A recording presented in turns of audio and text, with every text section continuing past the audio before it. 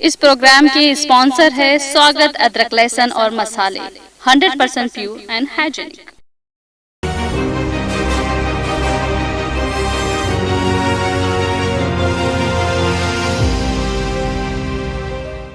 अस्सलाम वालेकुम, आदाब। BBN चैनल के खुसूसी प्रोग्राम टुडे इन हिस्ट्री में मैं करीब फरहाद आपका खैर मकदम करता हूँ। आज 8 जनवरी है। तारीख के औराख पलटें तो हमें 8 जनवरी का दिन भी काफ़ी अहम दिखाई देता है। आइए जानते हैं 8 जनवरी को तारीख में क्या क्या अहम वाक़यात हुए। 8 जनवरी 1936 यानी 1936 को ईरान के सरबराह रज़ा शाह पहलवी ने कशफ हिजाब यानी ख़वातीन के ज़रिए चेहरे को ढांकने के लिए इस्तेमाल करने वाले हिजाब पर पाबंदी लगा दी थी। ईरानी सरबराह की जानिब से हिजाब पर लगाई गई इस पाबंदी का ईरान में काफ़ी असर देखा गया। रज़ा शाह पहलवी मगरब के हिमायती माने जाते थे और हिजाब पर पाबंदी लगाते हुए उन्होंने ईरानी ख़वातीन को ये भी कहा था कि वो यूरोपियन ड्रेस और कल्चर को अपनाएं। 1961 को आज ही के दिन अल्जीरिया की आज़ादी को लेकर फ्रांस में करवाए गए रेफरेंडम में 75% लोगों ने आज़ादी के हक़ में वोट दिया। हालांकि अल्जीरिया में रेफरेंडम के दौरान की जाने वाली वोटिंग का तनासुब महज 69% ही था।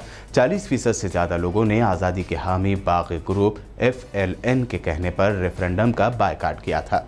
रेफरेंडम के लिए की गई वोटिंग के दौरान अल्जीरिया में ज़बरदस्त कशीदगी भी थी। अल्जीरिया में फ्रांसीसी नज़ाद के गोरे लोगों का बड़ा दबदबा था जो करीब 10 लाख की आबादी में थे और 80 लाख के अल्जीरियाई मुस्लिम अवाम पर हुकूमत कर रहे थे। मुसलमानों को बहुत ही कम सियासी और मालियाती हुकूक हासिल थे और इसीलिए अल्जीरिया की आज़ादी के लिए रेफरेंडम कराया गया और आखिरकार साल 1962 में अल्जीरिया एक आज़ाद मुल्क बन गया था। हिंदुस्तानी सिनेमा को इंटरनेशनल लेवल पर शनाख्त दिलाने वाले फिल्म साज बिमल राय ने आज ही के दिन साल 1965 को दुनिया को अलविदा कहा था।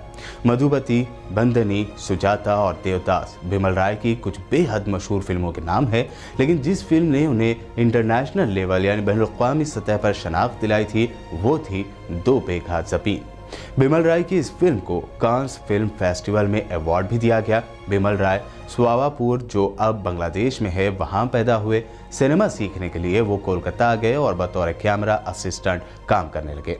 उन्हें 1935 में डायरेक्टर PC ब्रोवा के साथ फिल्म देवदास में असिस्टेंट डायरेक्टर के तौर पर काम किया।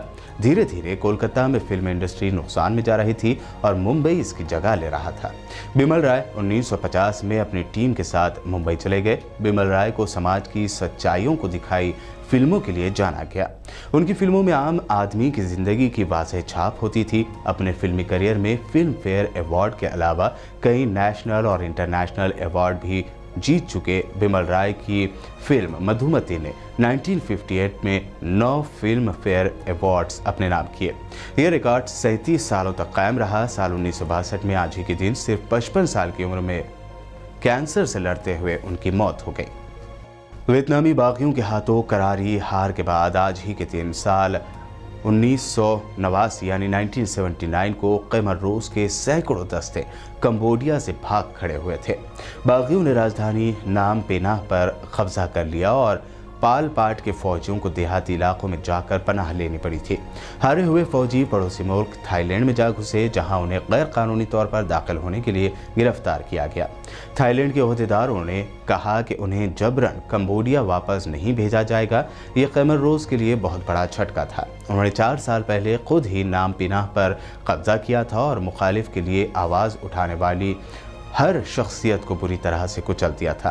साल 1975 में कंबोडिया पर हुई अमेरिकी बमबारी के बाद क़ैमर रोज़ को वहां काफ़ी मकबूलियत मिली थी, लेकिन बाद में उसने लोगों पर जुल्मों की इंतहा कर दी। क़ैमर रोज़ के कब्ज़े के दौरान कंबोडिया में 17 लाख लोगों की मौत हो गई थी।